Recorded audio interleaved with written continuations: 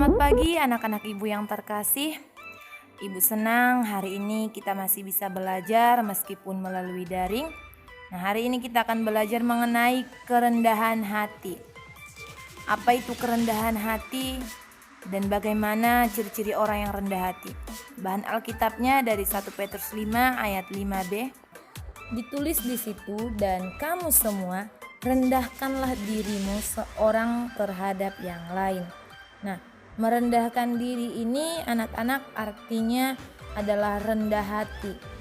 Ada dua hal unsur dari hati nurani manusia. Nah, yang pertama itu adalah kesadaran akan hal yang benar dan salah. Nah, hati manusia itu berfungsi untuk mengetahui bahwa sesuatu hal itu benar atau salah. Nah, itu adalah fungsi hati nurani manusia untuk menentukan apakah hal itu benar atau tidak benar. Nah, yang kedua adalah membimbing mengambil keputusan yang baik. Misalnya mengambil keputusan norma-norma atau memilih peraturan-peraturan yang ada baik di masyarakat dan di sekolah. Nah, itulah dua fungsi hati manusia. Artinya memilih mana yang benar, hal yang positif yang dilakukan. Nah, anak-anak, kerendahan hati itu juga berarti humility. Dalam bahasa Latin dia berarti tanah atau bumi. Jadi sebenarnya kerendahan hati maksudnya adalah menempatkan diri kita itu membumi ke tanah. Nah, di dalam Alkitab Kejadian 3 ayat 19, kita itu diciptakan dari debu tanah. Nah, kita hanyalah manusia biasa yang diciptakan oleh Allah. Kita tidak boleh sombong karena kita bukan siapa-siapa. Tapi kita harus menjadi orang yang rendah hati, membumi, artinya rendah, seperti yang dikatakan dalam kitab Kejadian 3 ayat 19. Baiklah anak-anak ibu, di sini ibu akan sampaikan beberapa ciri-ciri kerendahan hati yang harusnya kita miliki. Nah, yang pertama, takut akan Tuhan dan menggantungkan diri kita kepada Tuhan, artinya bergantung kepada Tuhan. Dan yang kedua, taat kepada Tuhan dan melakukan perintahnya atau ajarannya sesuai dengan firman Tuhan. Nah, yang ketiga, menghindari pemegahan diri atau kesombongan, tidak menyombongkan diri.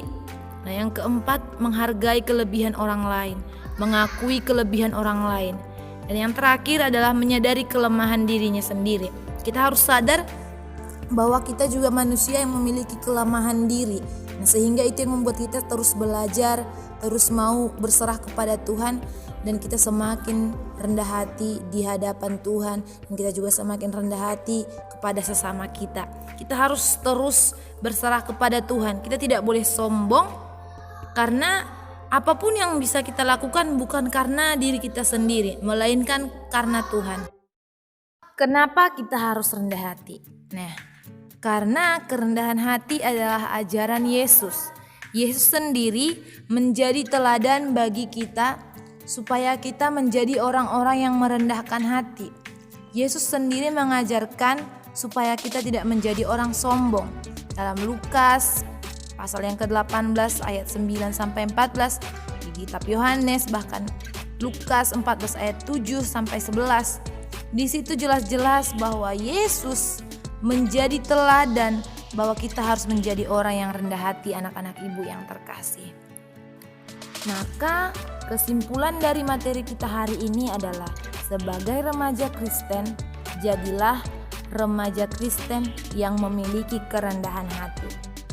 Harus menjadi orang yang rendah hati, bukan menjadi orang yang sombong.